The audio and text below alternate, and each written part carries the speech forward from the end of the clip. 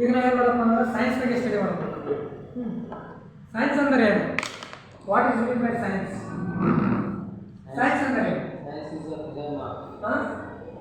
Science ಅಂದರೆ it is the systematic study of knowledge. Science ಸೈನ್ಸ್ನ ಪಿತಾಮಹ ಅಂತ ಯಾರಿಗೆ ಹೇಳ್ತಾರೆ? ವಿಲಿಯಂ ಬೇಕನ್. ಸೈನ್ಸ್ ಒಳಗೆ ಎಷ್ಟು ಪ್ರಕಾರಗಳದಾವು? 3 ಪ್ರಕಾರಗಳು. ಯಾವ್ಯಾವ ಮಾಡ್ತೀವಪ್ಪ? 3 ಪ್ರಕಾರಗಳಾಗ ಒಂದು ಬಯಾಲಜಿ ಮಾಡ್ತೀವಿ, ಒಂದು ಫಿಸಿಕ್ಸ್ ಮಾಡ್ತೀವಿ, ಇನ್ನೊಂದು ಕೆಮಿಸ್ಟ್ರಿ ಮಾಡ್ತೀವಿ. ನಾವು ಸದ್ಯಕ್ಕೆ ಏನು ಮಾಡ್ಕೋಣಪ್ಪ ಅಂದ್ರೆ ಬಯಾಲಜಿ ಒಳಗೆ ಎಷ್ಟು ಟೈಪ್ ಹೋಗಪ್ಪ ಅಂದ್ರೆ ಮತ್ತು 3 ಟೈಪ್ ಬರ್ತಾವೆ. 3 ಟೈಪ್ ಬರ್ತಾವಪ್ಪ ಅಂದ್ರೆ ಒಂದು ಯಾವಪ್ಪ ಅಂದ್ರೆ ಒಂದು ಸಿರೋಜನ್ ಬರ್ತದೆ, ಒಂದು ಬಾಟ್ಮನ್ ಬರ್ತದೆ, ಒಂದು ಮೈಕ್ರೋಬಯಾಲಜಿ ಬರ್ತದೆ. 3 ಬರ್ತವೆ. ಜೀವಶಾಸ್ತ್ರದ ಪಿತಾಮಹ ಅಂತ ಯಾರಿಗೆ ಕೇಳ್ತಾರೆ? ಸಸ್ಯಶಾಸ್ತ್ರದ ಪಿತಾಮಹ ಅಂತ ಯಾರಿಗೆ ಕೇಳ್ತಾರೆ? ಸಸ್ಯಶಾಸ್ತ್ರದ ಪಿತಾಮಹ ಅಂತ ಯಾರಿಗೆ ಕೇಳ್ತಾರೆ? ಸಸ್ಯಶಾಸ್ತ್ರ ಪಿತಾಮಹ. ಜೀವಶಾಸ್ತ್ರದ ಪಿತಾಮಹ ಅಂತ ಯಾರಿಗೆ ಕೇಳ್ತಾರೆ?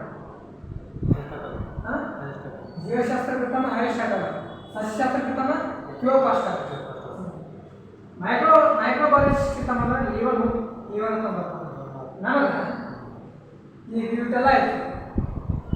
ಮಾನವ ನಮ್ಮ ಬಾಡಿ ಬಗ್ಗೆ ನಾವು ಬಾಡಿ ಬಗ್ಗೆ ನೋಡ್ಕೊಂಡು ಫಸ್ಟ್ ಏನು ಹೇಳಪ್ಪ ಅಂದ್ರೆ ಬಾಯಿ ಬರ್ತದೆ.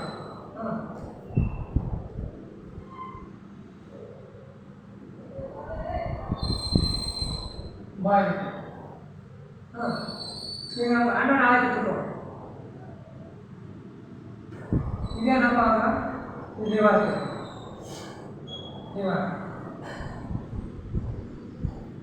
ಇದು ಚಕ್ರ, ಇದು ಫ್ರಾಂಕ್ಸಿಸ್ಕೋ ಬರ್ತದೆ. ಇದು ದೊಡ್ಡ ಕರಳು, ಸಣ್ಣ ಕರಳು ಇದು ಬರ್ತದೆ. ಇಲ್ಲಿ ಇಪಿಗ್ಲೋಬಿಸ್ ಅಂತ ಬರ್ಕೋಬೇಕ ಅಂದ್ರೆ ನಾವು ಸಣ್ಣ ಬ್ಯಾರಿಗೆ ಇರ್ತದೆ ಎಪಿಗ್ಲಾಟಿಸ್. ಅವ್ನಿಗೆ ಏನು ಮಾಡ್ತಪ್ಪ ಅಂದ್ರೆ ನಾವು ಊಟ ಮಾಡಕತ್ತಪ್ಪ ಅಂದ್ರೆ ಈ ಊಟದ ಕಡೆ ಊಟ ಕೊಡ್ಬೇಕು. ಅನ್ನ ಹೋಗ್ಬೇಕು, ನೀರಿನ ಕಡೆ ನೀರು ಹೋಗ್ಬೇಕು. ಈ ಊಟ ಮಾಡತ್ತಪ್ಪ ಅಂದ್ರೆ ನೀರಿನ ನಾಳೆಗಳು ಬಂದ್ ಆಗ್ತದೆ. ಮತ್ತು ಇದು ಮಾಡಿ ಇದು ತಿಳಕ ನೀರು ಕುಡಿಯತ್ತಪ್ಪ ಅಂದ್ರೆ ಊಟದ ನಾಳೆ ಬಂದ್ ಮಾಡ್ತದೆ. ಅದು ಇದೇನಪ್ಪ ಅಂದ್ರೆ ಲಿವರ್. ಇದು ಜಠರ. ಗ್ರಂಥಿಗಳ ಬಗ್ಗೆ ಅಧ್ಯಯನ ಮಾಡೋದು. ಗ್ರಂಥಿ ಅಂದರೆ ಗ್ರಂಥಿ ಒಳಗೆ 3 ಟೈಪ್ ಬರ್ತಾವೆ. ಯಾವ್ಯಾವ ಗ್ರಂಥಿ ಒಳಗೆ ಯಾವ 3 ಟೈಪ್ ಬರ್ತಾವೆ ಅಂದ್ರೆ ಒಂದು ಯಾವ್ದಪ್ಪ ನಾಳ ಗ್ರಂಥಿ ಬರ್ತವೆ. ಇನ್ನೊಂದು ಯಾವ್ದು ಬರ್ತಪ್ಪ ನಾಳ ಗ್ರಂಥಿಯಾಗ ನಿರ್ನಾಳ ಗ್ರಂಥಿ, ಇನ್ನೊಂದು ಮಿಶ್ರ ಗ್ರಂಥಿ ಬರ್ತವೆ. ನಾಳ ಗ್ರಂಥಿ ಒಳಗೆ ಏನು ಬರ್ತಾವಪ್ಪ? ನಾಳ ಗ್ರಂಥಿ ಒಳಗೆ ಯಾವ್ದು ಬರ್ತಪ್ಪ ಅಂದ್ರೆ ಮತ್ತೆ 3 ಬರ್ತಾವೆ ನಾಳ ಗ್ರಂಥಿ ಒಳಗೆ. ನಾಳ ಗ್ರಂಥಿ ಒಳಗೆ 3 ಯಾವ್ದು ಬರ್ತಾವೆ? ಪ್ಯಾರಟೋಯ್ಡ್ ಗ್ಲ್ಯಾಂಡ್, ಸಬ್ಲಿಂಗ್ಯುಲರ್ ಗ್ಲ್ಯಾಂಡ್ ಅಂಡ್ ಸಬ್ಲಿಂಗ್ಯುಲರ್ ಗ್ಲ್ಯಾಂಡ್ ಅಂತ ಬರ್ತಾವೆ. ಇವು ಲಾಲಾರಸ ಒಳಗೆ ಈ ಲಾಲಾರಸ ಒಳಗೆ ಎಷ್ಟು ಒಂದು ದಿನಕ್ಕೆ ಎಷ್ಟು ನಮ್ಗೆ ಪ್ರೊಡ್ಯೂಸ್ ಮಾಡ್ತಾರೆ? ಲಾಲಾರಸ 1.5 ಲೀಟರ್ ಪ್ರೊಡ್ಯೂಸ್. 1.5 ಲೀಟರ್ ಪ್ರೊಡ್ಯೂಸ್ ಮಾಡಕತ್ತಪ್ಪ ಅಂದ್ರೆ ಲಾಲಾರಸ ಒಳಗೆ 90% ಏನು ಇರ್ತದೆ? ಲಾಲಾರಸ 90% ನೀರು ಇರ್ತದೆ. 90% ನೀರು ಇರ್ತದೆ. ಇನ್ನು 10% ಒಳಗೆ 5% ಏನಿಲ್ಲಪ್ಪ ಅಂಟಾನು ಪದಾರ್ಥ ಇರ್ತದೆ. ಈಗ 5% ಏನಿಲ್ಲಪ್ಪ ಕಿಣ್ವ ಇರ್ತದೆ. ಕಿಣ್ವ ಅಂದ್ರೆ ಏನು? ಇದೇನಂತ ಅಂದ್ರೆ ಇದ್ರೊಳಗೆ ಅಮಲೈಸ್ ಅಂತ ಬರ್ತದೆ. ಅಮಲೈಸ್ ಒಳಗೆ ಏನು ಬರ್ತಪ್ಪ? ಅಮಲೈಸ್ ಅಂದ್ರೆ ಏನು? ನಾವು ತಿಂದಂಥ ಆಹಾರವನ್ನು ಜೀರ್ಣ ಮಾಡಲಿಕ್ಕೆ ಏನಂತಪ್ಪ ಅದು ಅಮಲೈಸ್ ಮಾಡ್ಬೋದೇ ಕನ್ವರ್ಟ್ ಮಾಡ್ಬೇಕು. ಸ್ಟಾರ್ಟ್ ಹೋಗ್ತಾರೆ ಕಾರ್ಬೋಹೈಡ್ರೇಟ್ ಅಂತ ಬರ್ತವೆ. ಕಾರ್ಬೋಹೈಡ್ರೇಟ್ ಎಲ್ಲ ಏನು ಮಾಡ್ತಾರೆ? ಮಾಡ್ಬೋದೈತೆ ಹೋಗ್ತದೆ. ಅದಕ್ಕೆ ಏನಂತಪ್ಪ ಅಂದ್ರೆ ಅಮಲೈಸ್ ಅಂತ. ಲೈಸೋಸೋಮ್ಸ್ ಅಂತ ಹೇಳ್ತಾರೆ. ಸೂಕ್ಷ್ಮಾಣು ಜೀವಿಗಳನ್ನು ಹೊರತು ಇದು ಲೈಸೋಸೋಮ್ಸ್ ಅಂತ. ಇನ್ನೊಂದು ಲಿವರ್ ಬಗ್ಗೆ ನಾವೇನು ಮಾಡೋದು? ಲಿವರ್ ಬಗ್ಗೆ ಸ್ಟಡಿ ಮಾಡೋದು. ಯಾವುದು ಇದೆ? ಲಿವರ್ ಬಗ್ಗೆ. ಲಿವರ್ ಅಂದ್ರೆ ಏನು? ಮಾನವನ ದೇಹದ ಎಲ್ಲಕ್ಕಿಂತ ದೊಡ್ಡ ಗ್ರಂಥಿ. ಎಲ್ಲಕ್ಕಿಂತ ದೊಡ್ಡ ಗ್ರಂಥಿ ಹೋಯ್ತು ಲಿವರ್. ಮಾನವನ ದೇಹದ ಎಲ್ಲಕ್ಕಿಂತ ದೊಡ್ಡ ಗ್ರಂಥಿ ಇದು ಲಿವರ್ ಒಳಗೆ ಎಲ್ಲಕ್ಕಿಂತ ದೊಡ್ಡ ಗ್ರಂಥಿ ಅಪ್ಪ ಆಯ್ತಪ್ಪ. ಲಿವರ್ ಏನೇ ಕೆಲಸ ಮಾಡ್ತಾರೆ? ಲಿವರ್ ಬಗ್ಗೆ ಯಕೃತ್ತ ಬಗ್ಗೆ ಸ್ಟಡಿ ಮಾಡೋದಕ್ಕೆ ಏನಂತ ಕರಿತೀವಿ? ಲಿವರ್ ಬಗ್ಗೆ ಸ್ಟಡಿ ಮಾಡೋದಕ್ಕೆ ಏನಂತ ಕರಿತೀವಿ? ಯಕೃತ್ತ ಬಗ್ಗೆ ಸ್ಟಡಿ ಮಾಡೋದಕ್ಕೆ ನಾವು ಹೆಪಡಾಲಜಿ ಅಂತ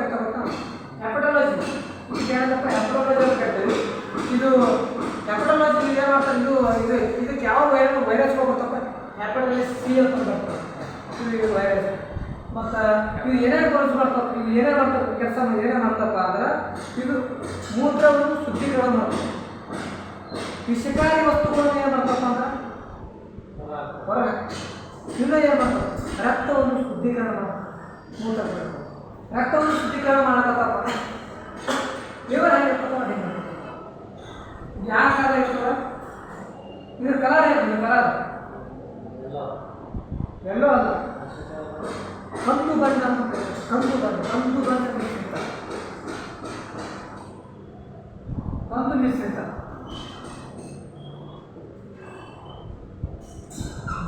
ಕಂದು ಮಿಶ್ರಿತ ಇರ್ತದೆ.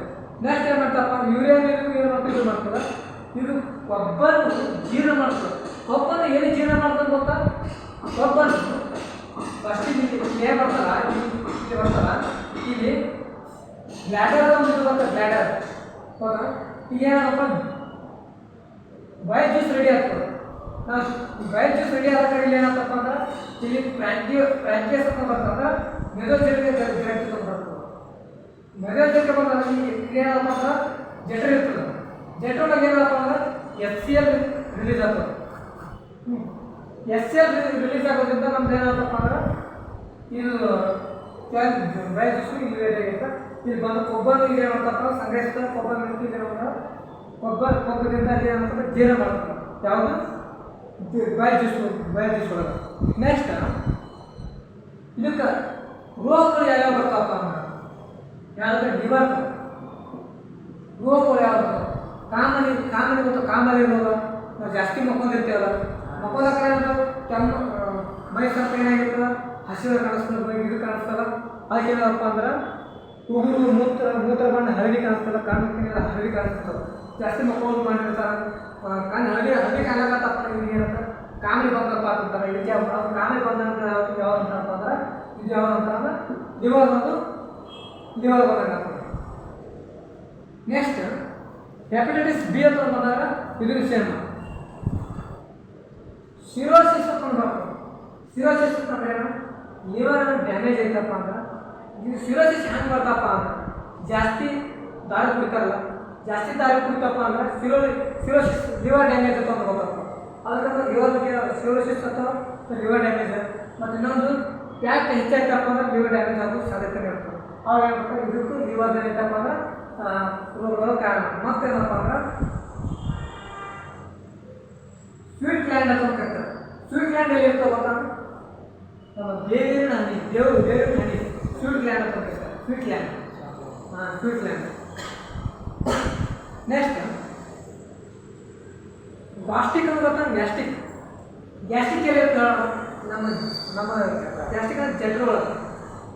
ರೇನಿನ ಪೇನಿಸ್ ಅಂತ ಗೊತ್ತಾ, ರೇನಿನ ಅಂದ್ರೆ ಪೇನಿಸ್ ಅಂತ. ರೇನಿನ್ ಅಂದ್ರೆ ಏನು, ಪೇನಿಸ್ ಅಂದ್ರೆ ಪೇನಿಸ್ ಪೆಪ್ಸಿನ್. ರೇನಿನ ಮತ್ತು ಪೆಪ್ಸಿನ್. ರೇನಿನ್ ಅಂದ್ರೆ ಏನು, ಕರಗದ ಹಾಲನ್ನು ಮೊಸರನ್ನಾಗಿ ಕನ್ವರ್ಟ್ ಮಾಡ್ಕೊಳ್ತದ. ಪೆಪ್ಸಿನ್ ಅಂದ್ರೆ ಏನು, ಪ್ರೋಟೀನ್ ಅನ್ನು ಏನು ಮಾಡ್ತದೆ, ಪೆಪ್ಸಿನ್ ಅಂದ್ರೆ ಪ್ರೋಟೀನ್ ಅನ್ನು ಕರಗಿಸ್ಕೊಳ್ಳೋಕೆ ಏನು ಮಾಡ್ತಪ್ಪ ಅಂದ್ರೆ ಪೆಪ್ಸಿನ್. ಇದು ಕರಗದ ಹಾಲನ್ನು ಮೊಸರಾಗಿ ತೋರಿಸ್ತು.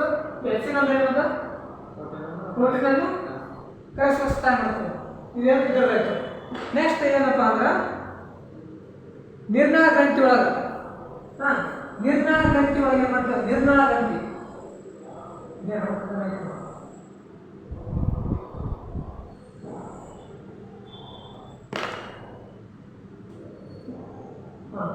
ನಿರ್ನಾಳ ಗ್ರಂಥಿ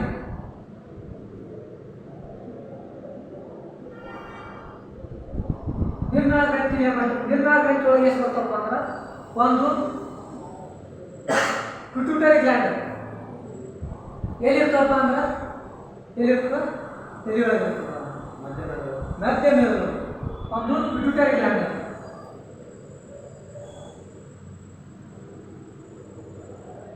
ಪಿಟ್ಯೂಟರಿ ಗ್ರಂಥಿ. ಇನ್ನೊಂದು ಏನಪ್ಪ, ಇದು ಪಿಟ್ಯೂಟರಿ ಗ್ರಂಥಿ ಬಗ್ಗೆ ಅಧ್ಯಯನ ಮಾಡೋದು. ಇದು ಎಲ್ಲಿರ್ತಪ್ಪ ಅಂದ್ರೆ ಮಧ್ಯ ಮೆದುಳಿನ ಎಲ್ಲಿ ಕಂಡು ಬರ್ತದೆ, ಮಧ್ಯಮ ದುಂಡಲ್ಲಿ ಕಂಡು ಬರ್ತದೆ. ಇದ್ರ ತೂಕ ಎಷ್ಟಪ್ಪ ಅಂದ್ರೆ 0.5 ಗ್ರಾಮ್ ಇರ್ತದೆ. ಎಷ್ಟಿರ್ತದೆ? 0.5 ಗ್ರಾಮ್ ಇರ್ತದೆ. ಇದು ಎಲ್ಲಕ್ಕಿಂತ ಚಿಕ್ಕ ಗ್ರಂಥಿ. ಪಿಟ್ಯೂಟರಿ ಗ್ರಂಥಿ ಅನ್ನೋದು ಎಲ್ಲಕ್ಕಿಂತ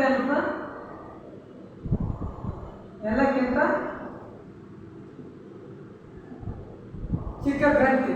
ಎಲ್ಲಕ್ಕಿಂತ ಚಿಕ್ಕ ಗ್ರಂಥಿ ಅಂದ್ರೆ ಯಾವುದಪ್ಪ ಅಂದ್ರೆ ಪಿಟ್ಯೂಟರಿ ಗ್ರಂಥಿ ಅಂತ ಹೇಳ್ತಾರೆ. ಎಲ್ಲಕ್ಕಿಂತ ಚಿಕ್ಕ ಗ್ರಂಥಿ ಇದು.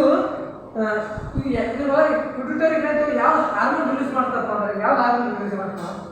ಮೆಲೋಟಿನಿನ್ ಹಾರ್ಮೋನ್ ರಿಲೀಸ್ ಮಾಡ್ತಾರೆ. ಮೆಲೋಟಿನಿನ್ ಏನು? ಈ ಒಂದು ಮೆಲೋಟಿನ್ ಹಾರ್ಮೋನ್ ಹೆಂಗೆ ರಿಲೀಸ್ ಮಾಡ್ತಪ್ಪ ಅಂದ್ರೆ ಈ ಮೆಲೋಟಿನ್ ಹಾರ್ಮೋನ್ ನಮ್ಮ ಮಾನವ 3ನೇ ಕಣ ಅಂತ ಕರಿತಾರೆ. ಹೆಂಗೆ ಕರಿತಾರಪ್ಪ ಅಂದ್ರೆ ಈಗ ಸದ್ಯ ನೀವು ಮಕ್ಕೊಂಡಿರ್ತಪ್ಪ ನೀವು ಮಕ್ಕೊಂಡ್ರಪ್ಪ ಅಂದ್ರೆ ನೀವು ಮುಂಜಾನೆ 5 ಗಂಟೆಗೆ ಕೇಳ್ಬೇಕಾಗ್ಯದ. 5 ಗಂಟೆಗೆ ಕೇಳ್ಬೇಕಪ್ಪ ಅಂದ್ರೆ ನೀವು ಕರೆಕ್ಟ್ ಮಕ್ಕೋಕ್ರಾಮ್ ಹೋಗ್ಬೇಕು. ನಾ 5 ಗಂಟೆಗೆ ಕೇಳ್ಬೇಕು ಮಕ್ಕೋದಾಗ ನೀವು ಕರೆಕ್ಟ್ 5 ಗಂಟೆಗೆ ಕೇಳಬೇಕು ಪುಸ್ತಕ. ಅದು ಯಾವುದಪ್ಪ ಅಂದ್ರೆ ಯಾವ ಹಾರ್ಮೋನ್ ಅಪ್ಪ ಅಂದ್ರೆ ಇದು ಮೆಲೋಟಿನ್ ಹಾರ್ಮೋನ್. ಅದು ಎಲ್ಲಿರ್ತಪ್ಪ ಅಂದ್ರೆ ಇದು ಪಿಟ್ಯೂಟರಿ ಗ್ರಂಥಿ ಒಳಗೆ ಇರ್ತದೆ. ಇದು 3ನೇ ಗ್ರಂಥ. ಇದು ಮಾನವ 3ನೇ ಕಣ ಅಂತ ಕರಿತಾರೆ. ಯಾವತ್ತ ಇರುತ್ತೆ. ಈಗ ಒಂದು ವೇಳೆ ಒಬ್ಬೊಬ್ಬರು ರಾತ್ರಿ ಮಕ್ಕೋಕ್ಕಾರ ಲೈಟೇ ಆಫ್ ಮಾಡಲ್ಲ. ಲೈಟ್ ಆನ್ ಇದ್ದರೆ ಅಷ್ಟೇ ಮಕ್ಕೋತಾರೆ. ಲೈಟ್ ಆನ್ ಇಟ್ಕೊಂಡು ಮುಕ್ಕೊಳ್ಳೋದು, ಲೈಟ್ ಆಫ್ ಮಾಡಿ ಮಕ್ಕೋತಾರೆ. ಅದು ಯಾವ ಪ್ರಾಬ್ಲಮ್ ಅಂತ ಇದು ಮೆಲೋಟಿನ್ ಪ್ರಾಬ್ಲಮ್. ಗೊತ್ತಾ? ನೆಕ್ಸ್ಟ್ ಇದು ಮೆಲೋಟಿನ್ ಅಂದ್ರೆ ನಾವು ಪುನಃ ಇದಕ್ಕೆ ಅಲಾರಾಮ್ ಅಂತ ಕರಿತಾರೆ. ಈಗ ಅಲಾರಾಮ್ ಪುನಃ ನಾವು ನೆನಪಿಸ್ಕೊಳ್ತೀವಿ. ಫಾರ್ ಎಕ್ಸಾಂಪಲ್ ಅಲಾರಾಮ್ ಹೆಂಗೆ ಇರ್ತಿತ್ತು? ಒಂದು ತಾಸಿಗೆ ಅಲಾರಾಮ್ ಇರ್ತಾರೆ. ಈಗ ಪುನಃ ನೆನಪಿಸ್ಕೊಳ್ಳೋದಕ್ಕೆ ಇದು ಮೆಲೋಟಿನ್ಗೆ ಕಾರಣ. ಇದು ಯಾವುದಪ್ಪ? ನಿರ್ನಾಳದಲ್ಲಿ ಪಿಟ್ಯೂಟರಿ ಗ್ರಂಥಿ ಒಳಗಿತ್ತು. ನೆಕ್ಸ್ಟ್ ಏನಪ್ಪ ಪಿಟ್ಯೂಟರಿ ಅಂತ?